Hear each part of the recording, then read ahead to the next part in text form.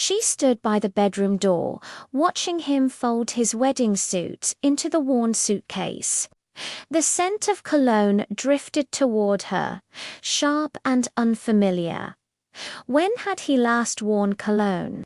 Their wedding day, she remembered. It had smelled strange to her then too, foreign and unnecessary. She never wore perfume herself. What use did a working woman have for such things? Besides, people whispered about married women who wore perfume, saying they were searching for lovers, trying to attract men other than their husbands. But she already had a husband, a good one, with his own shop.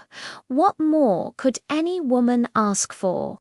For a moment, thinking about how fortunate she was made her feel calmer. The sharp click of the suitcase closing startled her from her thoughts. His eyes moved slowly around the room, searching for something he might have forgotten. She looked up at him and said quietly that she had laid out everything he needed and nothing more would fit. It was a small suitcase, after all. He studied her for a moment. She looked like any other Chinese wife, he thought. Small dark eyes, pale skin, black hair, pinned neatly in the traditional way. She wore the same light green dress she always did. No, she was not beautiful, but she worked harder than anyone he knew. His family had been right when they told him years ago that she would make an excellent wife, that she would work tirelessly and give him many sons, and they were right. He had never once needed to complain about her, not from the day they married and moved into this house together, his future packed in this same suitcase. Her face looked exactly as it had back then, showing neither warmth nor coldness, revealing nothing of what she felt or wanted. He did not know what she needed, and he had never thought to ask. He told her the suitcase was good and had lasted a long time. She agreed, but said again that it was still quite small. She stood up from the bed and shook the pillows, noticing they needed washing.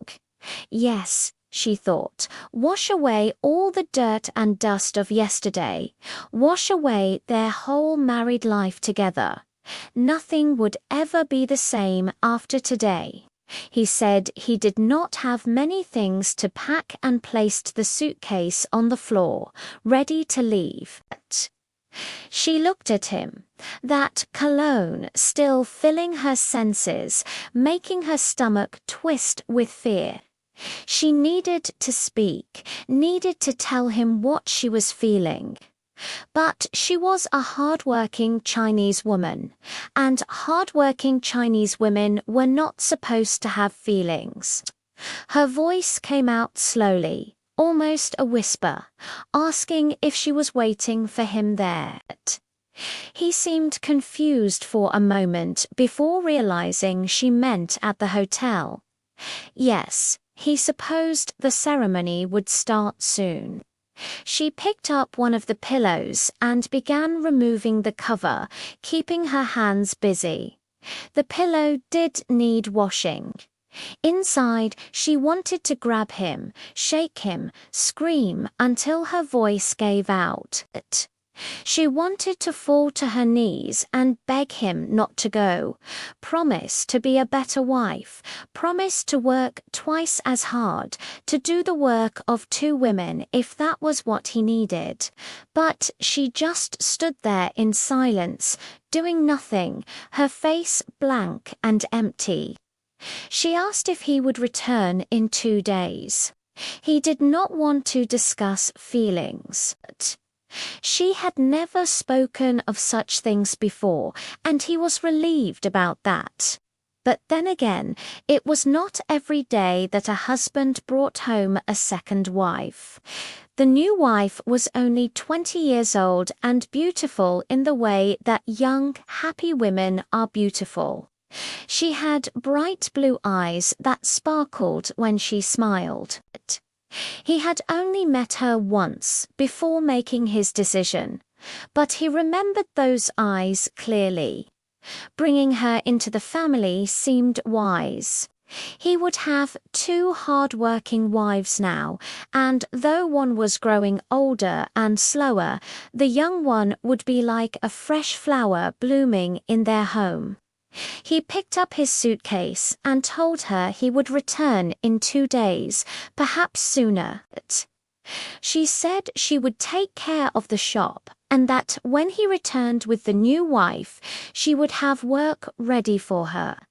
She sat down on the bed again, suddenly feeling exhausted and ancient. He did not understand, and no one else would either. She could not ask him to stay. If she did, people would say she was wrong, selfish, unreasonable. Of course, he told her he was pleased that she was already thinking about the business. Business mattered. He had many mouths to feed. He walked to the door and turned back to face her one last time. He smiled and said that today was a great day for their family. Not everyone was wealthy enough to afford 2 wives, he reminded her, and now there would be more sons to carry on the family name. She looked up at him, waiting, hoping he might say something else, something real, but he simply said he had to leave now or he would be late. He did not want her to speak. He had never asked her about her feelings because he was terrified of what she might say. It was easier to pretend she was content, easier to believe she had no pain. Her voice came out small when she told him his suitcase was old and that he needed a new one. Grateful for the change in subject, he turned away. No difficult questions asked, no painful answers required. Perhaps he would buy a new suitcase after all, he said. He left the room and closed the door gently behind him. She sat alone on the bed, listening to his footsteps fade down the hallway, listening to the front door open and close, listening to the silence that followed. She looked down at the pillow cover in her hands, still needing to be washed. Tomorrow she would wash it. Tomorrow she would wash everything. Tomorrow she would prepare the house for the woman with bright blue eyes who would sleep in this room, in this bed, with her husband. Tomorrow she would smile and welcome her and show her where everything belonged.